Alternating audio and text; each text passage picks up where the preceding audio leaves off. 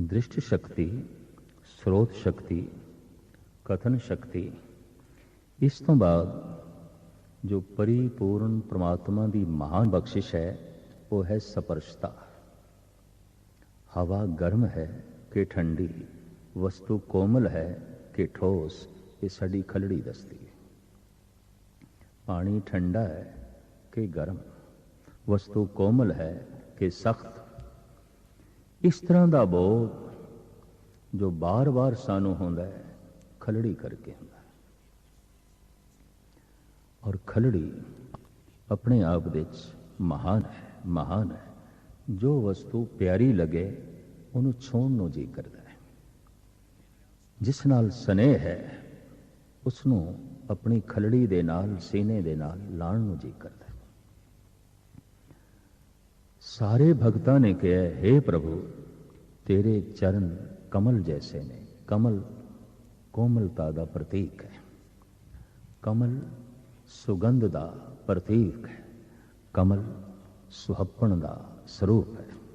ठीक है, तू सुंदर है, तू सुगंधित है, पर हे प्रभु तू कोमल भी है। कोमल बंधन बांधिया। कोमलता बहुत वड्डी सौगातां दे चों एक सौगात है। असी देखते हैं किसी दे बोल कोमल, किसी दे बोल कठोर, किसी दी तकनी भी कठोर होंदी है। ये किस तरह देखदा पे ते खा जाएगा, ये ते वेख के खा जाएगा। पर किसी दी तकनी दे च भी बड़ी कोमलता, बड़ी कोमलता। इस तरह असी आकारक दुनिया दे च देखते हैं, दृश्यमान जगत दे च देखते हैं, कोमल ते कठोर, गर्म ते सर्द। भक्तां नूं जिथे तक अनुभव होया है वो ये होया है, परमात्मा अति शीतल है, अति शीतल है, अति शीतल है। परमात्मा गुणां दा सागर है, गुण अति ठंडे ने, अति ठंडे ने। अगर गुण शीतल ने तो अवगुण गर्म ने, अवगुण बहुत गर्म ने, बहुत गर्म ने। शांति शीतल है, शीतल है। क्रोध गर्म है, गर्म है। दया बड़ी शीतल है, शीतल है, पर कठोरता बड़ी गर्म है, बड़ी गर्म है। इसी तरीके नाल प्रेम अति ठंडा है, अति ठंडा है। नफरत बड़ी गर्म है, बड़ी गर्म है। मित्रता, निर्वैरता बड़ी शीतल है, बड़ी शीतल है, पर दुश्मनी बड़ी गर्म है, बड़ी गर्म है। अगां चलिए समदृष्टि बड़ी कोमल है, बड़ी शीतल है, बड़ी शीतल है, पर भेदभाव वितकरा ये बड़ा गर्म है, बड़ा गर्म है। अवगुण गर्म ने, गुण शीतल ने। जद किसी नूं अवगुण छूंदे ने गर्म हो जाता है, क्रोध गर्म कर देंदा है, अशांति गर्म कर देंदी है, वैर विरोध मनुख नूं गर्म करके रख देंदा है, नफरत गर्म करके रख देंदी है, घृणा गर्म करके रख देंदी है, तपा के रख देंदी है। उस तपश दे विच, उस गर्मी दे विच दैवी गुण सड़ जाते हैं। तपे हुए मनुख दे अंदर रब्बी गुण नहीं होते, क्योंकि रब्बी गुण ते शीतल ने।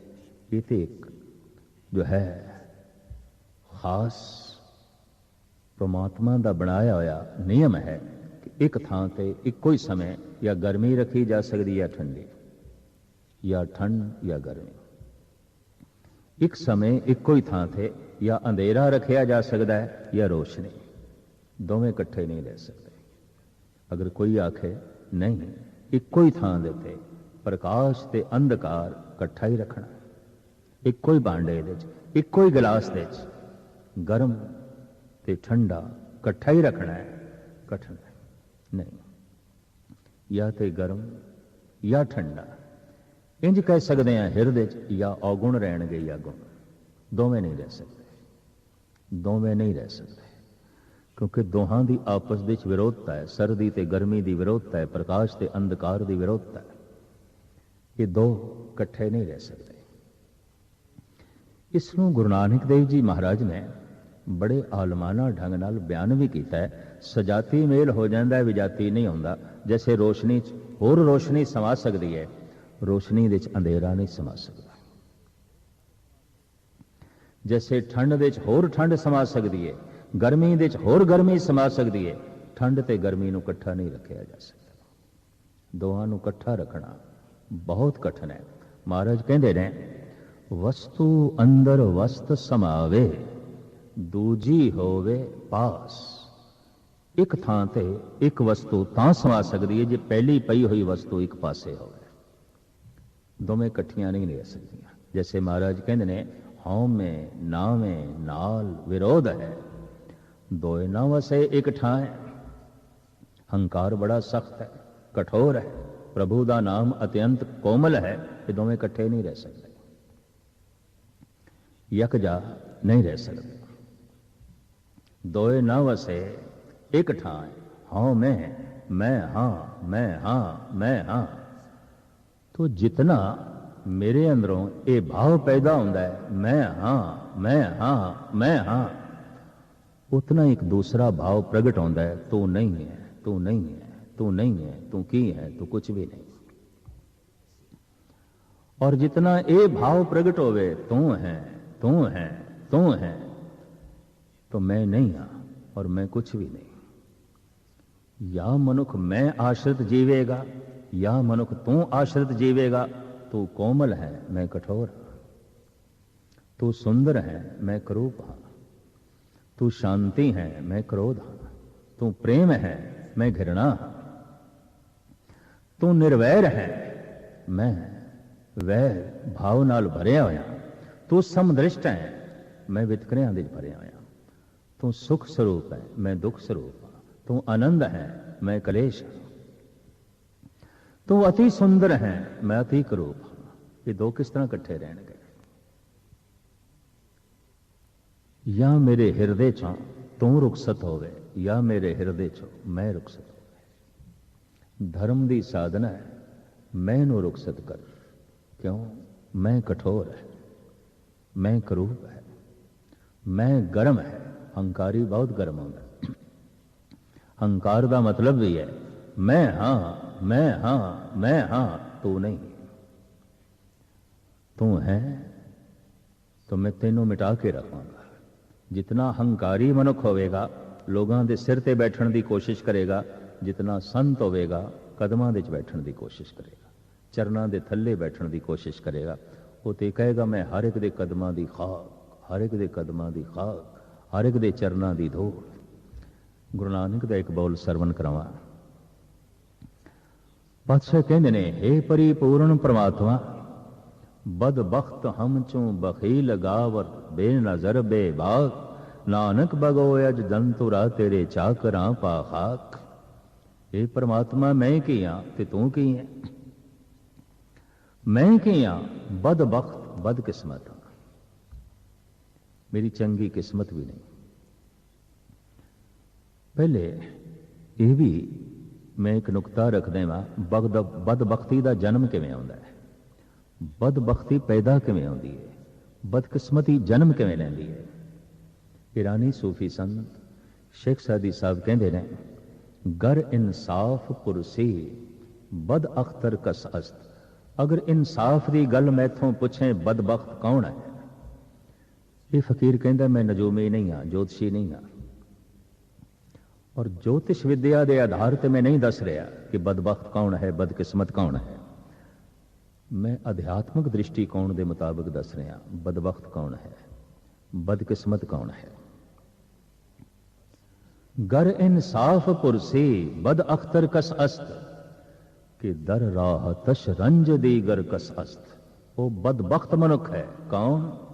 जिदियां खुशियां दूजियां दे गम ते खड़ियां ने, जिदी जिंदगी दूजियां दी मौत ते खड़ी है, जो हासे लभदा है लोगों के रोणियां दे चों, जो नफा लभदा है दूजियां दे नुकसान दे चों, जो इज्जत लभदा है दूजियां दी बेइज्जती दे चों, जो अपनी जिंदगी लभदा है दूजियां दी लाशां दे चों।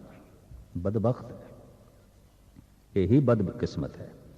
जितना अहं आश्रित मैं आश्रित जीवन वाला मनुख होंदा है वो ते सिर ते बैठता है, और कई दफ़ा अपना भार इतना वधा देंदा है, गर्दना टुट के रह जाती, टुट के रह जाती। अज तक हंकारी मनुखा ने पता नहीं कितनियां दियां गर्दना मरोड़ियां, कितनियां दियां गर्दना नोड़ के रख दिता।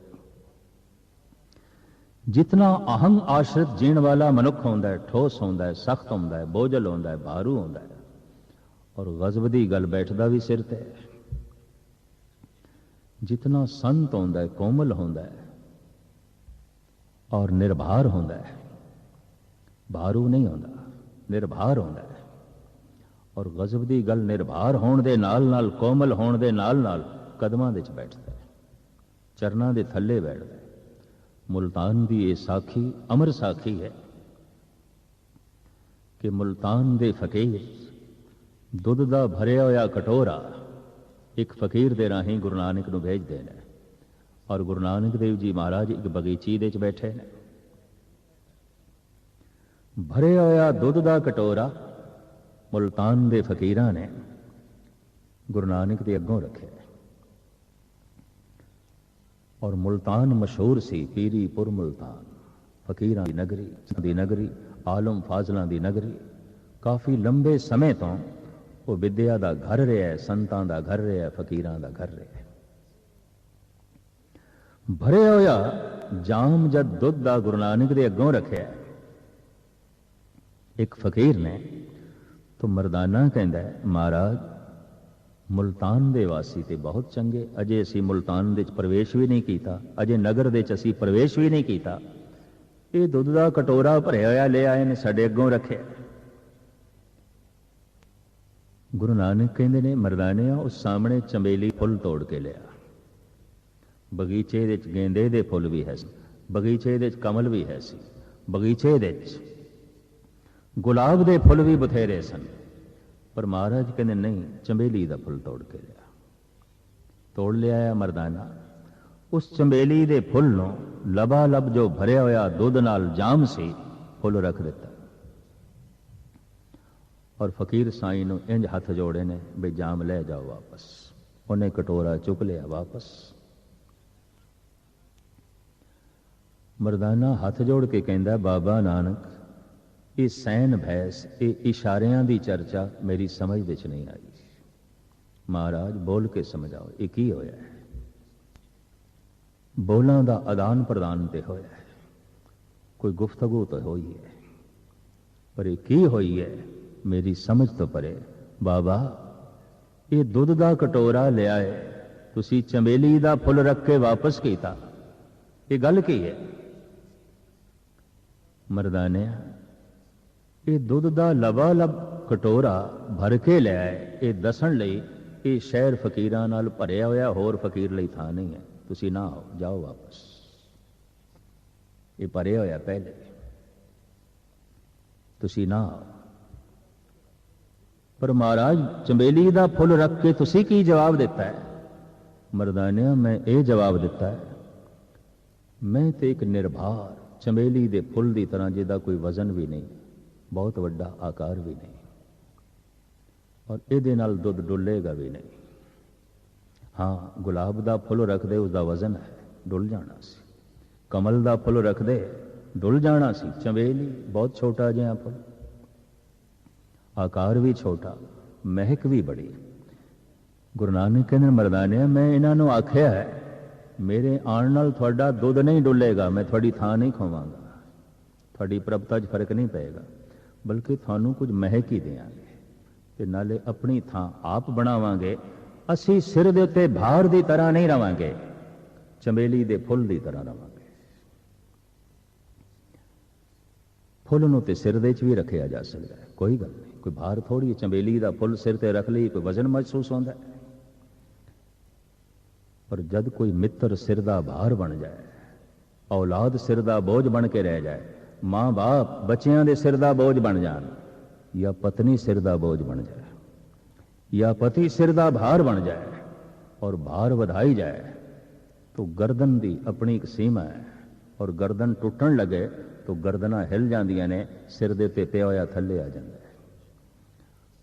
कई दफा परजा दियां गर्दना हिल जांदियां ने, राजे महाराजे जमीन ते आ जांदे हैं। मित्र की गर्दन हिल गई, मित्रता जमीन ते आ गई। पति की गर्दन हिल गई, पत्नी थले आ गई, गिर गई, परों गिरी। और कई दफा ऐसा भी होता है, पत्नी की गर्दन हिल गई, रिश्ता टूट गया, तलाक। गुरु नानक ने संदेश देता है, उपदेश देता है, फुल की तरह रहे, और फुल भी ऐसा भार ना हो, बोझ ना हो। तो सिर ते बैठ, कोई गल नहीं, पर चंबेली दे फुल की तरह, बोझ बन के नहीं, भार बन के नहीं। क्योंकि भार नूं बहुत लंबे समय तक ढोया नहीं जा सकता, भार नूं बहुत लंबे समय तक सिर ते रखिया नहीं जा सकता। धन गुरु नानक देव जी महाराज कहते ने, मैं बदकिस्मत हाँ, मेरी किस्मत चंगी नहीं। तो मैं फिर अर्ज कर दिया, बदकिस्मत कौन है? जो दूजियां दे हंझूआं दे चों हासे लभदा है, जो दूजियां दे नुकसान दे चों नफा लभदा है, जो दूजियां दी मौत दे चों जिंदगी लभदा है, जो दूजियां दे नुकसान दे चों नफा लभदा है, रूहे जमीन दा सब तो बदकिस्मत इंसान है, सब तो भेड़ा मनुख है। धन गुरु नानक देव जी की निर्माणता, विनिम्रता, हाथ जोड़ के कहते हैं, हे अकाल पुरख, बदबख्त हम चों बखील गाफल। बखील भी हाँ, चुगलखोर, चुगली करके मैं गल बिगाड़दा। बदबख्त हम चों बखील गाफल, गाफल भी हाँ, अचेत भी हाँ। बेनजर, अखां भी कोई नहीं, वेख भी नहीं सकता। बेबाक, मुंह फट भी हाँ, गल नूं तोल के नहीं कहता मैं, जो आई मूँह च कह देना। मूँह च जो गल आई कह दी अचेतपणे नाल, उसे नूं आखिया गया मूरख। मूर्ख का मतलब मूर्छत, अचेत। और ऐसा मनुख जो अचेत है, मूरख होवेगा, हलगा हर थां ते मूँह अगे करेगा, और की बस जबान नूं अगे करेगा, दिमाग नूं ते उसने अगे करना नहीं। बोलण दे च अकल अगे होवे, चलण दे च अकल अगे होवे, करन दे च कुछ अकल अगे होवे, देखण दे च अकल जो है अगल अगे होवे। अकल हर थां ते रहबरी करे तो देखना ठीक होंदा है, बोलना ठीक होंदा है, चलना ठीक होंदा है, करना ठीक होंदा है। सब कुछ गलत हो जाता है अगर अकल रहबरी ना करे, अगर समझ रहबरी ना करे, अगर समझ अगे होके जो है ना चले। बदबख्त हम चों बखील गाफल, बेनजर बेबाक, नानक बगोयद जन तोरा तेरे चाकरा पाख। इको ही मंग है, ए मेरे परमात्मा, सारे फकीरां दी चरण धूड़ बना दे मैनू। जो तेरे रस्ते ते चलते ने संत जन, उन्हां दे कदमां दी खाक बना दे। यही मंग। एक ओ जो सिर ते बैठना चाहता है, एक ओ जो कदमां दे बैठना चाहता है। जितना हंकारी होवेगा, सख्त होवेगा, बोझल होवेगा, पत्थर होवेगा, एक ते पत्थर एक ते बोझल, एक बैठना भी सिर ते चाहता है। जितना प्रभु नाल जुड़ी हुई आत्मा होवेगी, संत होवेगा, कोमल होवेगा, फुल होवेगा, पर गजब दी गल बैठना भी कदमां दे चाहता है, सिर ते नहीं बैठना चाहता, कदमां दे बैठना चाहता है। भाई साहब भाई वीर सिंह जी तो कहते हैं, मेरे छुपे रहने की इच्छा, मैं तो कदमां दे थल्ले बैठना चाहता, छुप जावां, दिसांगे ना। एक कहंदा मैं हाँ प्रगट होवां, सारी दुनिया मैनू जाने। एक कहंदा मैं कुछ भी नहीं, मैं कुछ भी नहीं, मैं कुछ भी नहीं, मैं बिल्कुल मिट जावां, बिल्कुल मिट जावां। पर यह मिटना पता है की होंदा है? बीज मिटदा है तो वृक्ष बनता है, बीज मिटदा है तो फल बनता है, और कोई अपने आप को मिटांदा है तो परमात्मा बन जाता है, ईश्वर बन जाता है, प्रभु बन जाता है, अकाल पुरख का जो है रूप हो जाता है।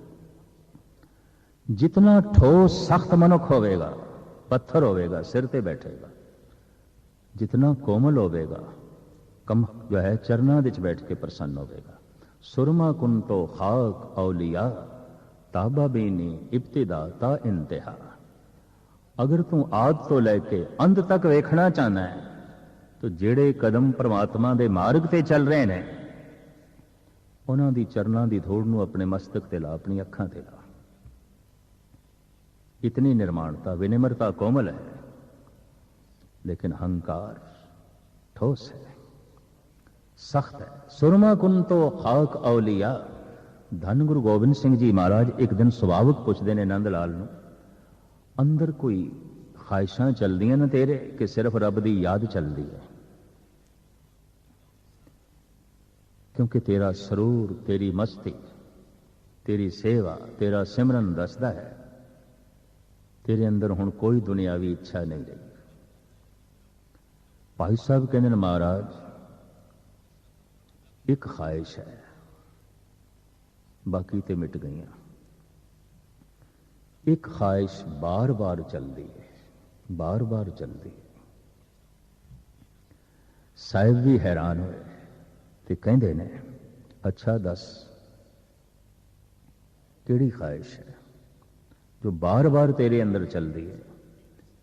तो पता है भाई साहब की कहंदे ने, मैं दोहरावां कि भाई साहब दा सारा कलाम परशियन विच है, फारसी जुबान विच। आप कहंदे ने शब्द कुर्बान हाके राहे संगत दिले गोया हमें बस आरजू कर। ऐ मेरे गुरु एक कोई आरजू रह गई है, जिहड़े जिहड़े लोग जिहड़ियां जिहड़ियां संगतां परमात्मा दे मार्ग ते ने बस उस रस्ते दी खाक मैनू बना दे ताकि उन्हां कदमां नूं छू के शायद मैं भी पहुंच जावां। मेरे विच होर कोई बिसात नहीं, यही होना चाहना, यही होना चाहना। धन गुरु गोबिंद सिंह जी महाराज ने गलवकड़ी च ले लिया। मैंने एक होर घटना भी चेते आई। कवि रहीम दरबार अकबरी दे 9 रत्नां दे च रतन समय दा गेर जहांगीर काल दे सैनापति सी और बाद विच बड़ा मुफलिस हो गया। दर दर भिक्षा मंग के भी गुजारा करता रहा, लेकिन ब्रिज भाषा दा महापंडित ते महाकवि अंदर हिरदे विच श्री कृष्ण लई श्रद्धा भी बड़ी रखदा सी। सुनिया सी इसने ये तुलसी काल दे च होया है भी तुलसी महाकवि है, महासंत है, भगत है, चलो उसनों मिलिए। पता चले वो चित्रकूट दे च है तो चल पिया पैदल। लंबी चौड़ी कथा मुख्तसर में अर्ज करा, पहुंच गया। दूरों तुलसी ने भी वेखे और तुलसी के शिष्य दसते ने ओ जो आ रहे है कवि रहीम, किसी जमाने दरबार अकबरी के 9 रत्नां दे चों रतन रहीम खान खाना घरेलू मामलों का वजीर रह चुके हैं, जहांगीर काल के सेनापति रह चुके हैं, महाशाहिर, महापंडित, महाविद्वान वो आ रहे हैं। फटे कपड़े, सैकड़े मील की पैदल यात्रा, कदी सवेरे मिलिया भिक्षा मंग के खा लिया, कदी ना मिलिया तो हड्डियां का ढांचा। सिर्फ 100 कदमां की दूरी रह गई। 2 हाथी खड़े सन। कोई मंडलेश्वर आया होना यात्रा करन चित्रकूट की। हाथी खड़े सन। हाथी का सुभाव है जिथे खड़ा होवे सूंड नाल जमीन पुटदा है, मिट्टी अपने सिर ते पांदा है, हर वक्त अपने सिर ते पांदा है।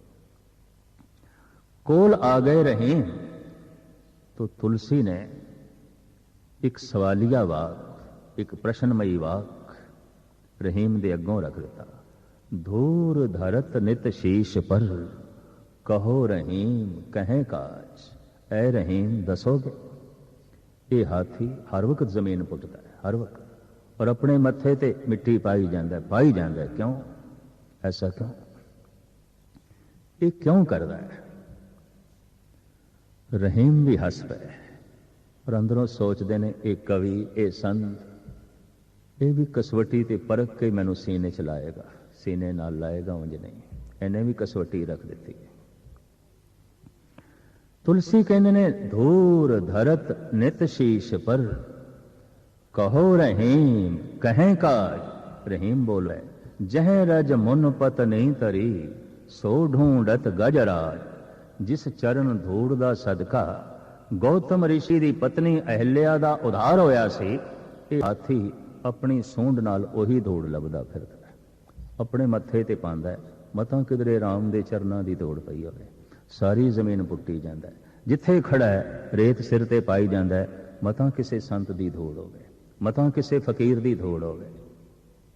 खड़े हो गए तुलसी, कहने लगे पता नहीं इस हाथी नूं चरण धूड़ नसीब होनी है कि नहीं, पर रहीम तेरे चरनां दी धूड़ राम दे चरनां दी धूड़ है।